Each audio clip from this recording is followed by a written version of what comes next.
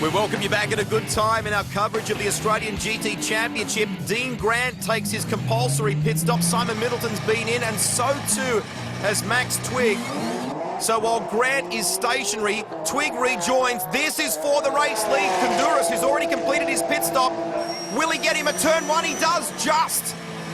So Twigg in a good position, Warren Luff. He's made some good ground, some good lap speed, if you like, on the entry to pit lane and minimising the gap between himself and race leader James Kundouris. As we spoke about earlier, it's all about those outlaps and those in-laps to be able to sort of maximise the time that you can out there, really push hard on those laps, and as you said, Max Twigg's done it to perfection. He's closed that gap, but still probably not close enough. Quick shot of Tony Alford there a moment ago in the Nissan GTR in the production classes. Grant rejoins. Where will Grant fire out? He comes out, in fact, behind in third position it is. So he'll now have to chase both Max Twigg and our race leader, James Kundouris. The question is, can he get it done? Feels pretty comfortable from what we can gather with the subtle changes the team have made to this car for the second outing of the weekend. These Moslers do run a harder compound rear tyre, so we may see in the latter stages of this race that tyre life being a benefit to the Mosler. Now, this is a problem for Keith Wong's Porsche, and yeah, okay, the word from race control is we will have a safety car here. So the Penfold Audi Sport safety car on circuit as they take Keith Wong off the track. It's bunched up the field for the restart, and this will be a sprint to the flag now. So Kundouris from Max Twigg, and the Mosler in a great position here for Dean Grant.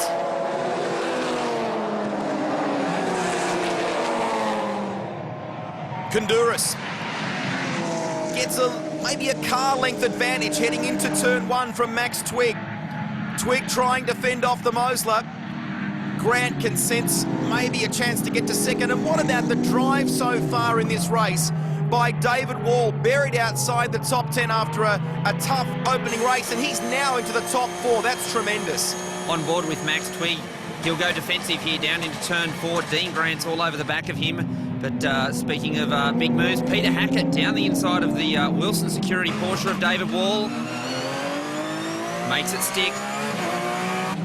Remember, his crew went to work during that pit stop, so is Hackett in for a strong run to the finish in the Lamborghini. Wall gets a little taily on the exit of Siberia. Back with Twigg now. This is for the race lead. Can he get James Kundouris? Kundouris goes wide, coming over the top, puts him to the inside here. Twigg will look to try and get the better run out of this corner and capitalise down the straight. Driver profile for Max Twigg, the 38-year-old, was very successful in motocross, but is starting to make a huge impression in this championship after making the switch from 2 wheels to 4. Here he is, fighting for the race lead. Kundouris doing everything he can to defend the position. Looking for that draft down into turn one. You can see he positions himself to the outside, back to the inside. He's really not in a position to be able to do anything about it, but he's really just trying to fill the mirrors of James Kundouris, see if he can maybe force him into a mistake. An interested spectator will no doubt be Mark Eddy. He's not here with that awesome Audi R8 LMS. Looking forward to seeing him back in the championship at the next round.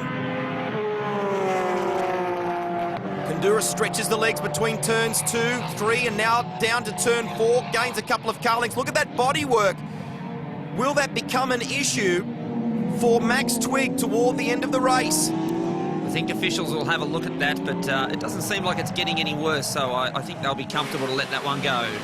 Back on board the Wilson Security entry. Oh, look how sideways Peter Hackett gets. Just a little in the Lamborghini. Wally wasn't able to capitalise on that. Obviously, that Lamborghini's still suffering from some tyre issues, which is surprising because they did actually change rear tyres in their stop.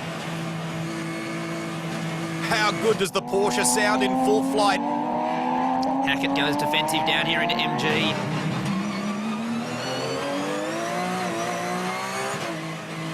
Wall now thinking about trying to get the jump as they come through the final sequence of corners. Kundouris has really been able to get on with the job here. Checkered flag at the ready. What a weekend for James Kundouris. Congratulations. Max Twigg will finish second. Dean Grant will be pumped about third. And the improved potential of that Mosler. Peter Hackett just keeps David Wall at bay for 5th. Greg Crick first to the Vipers in position 6. Simon Middleton, championship returnee in 8th. Shane Smolin wins GT Challenge. Good job. Eric Banner 3rd in class for this race. And Tony Alford takes out production.